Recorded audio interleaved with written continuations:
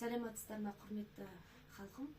Мынау бүгінгі менің келіп отқаным Жүрсін атаға рахметімді айтуға келген едім. Сізге қаншама жылдан бері мынау бала шағамызбен таныс болып, емімізді алып келе жатырмыз. Болып жатқан тіл, көз, соқ дейді, солардан сақтану үшін сіздің алып жатқан батамыз қабыл бола берсін. Халықтың алғысына бөлене беріңіз. Қаншама халыққа көмегіңіз тигізіп жүрсіз. Мен білетін өзі ортаның өзінде қаншама адам сізге алғысын айтып жатыр. Сізге көп рахмет. Бүгін сізге шапанымды жауып өзімнің алғысымды айтуға келген едім.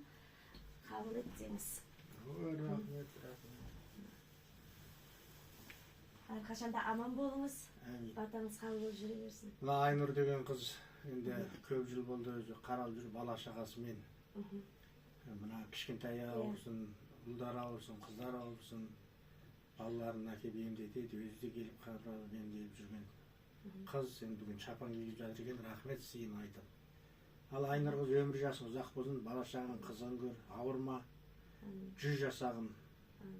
Алла екі дүниенің бақытын берсін. Аллаху акбар.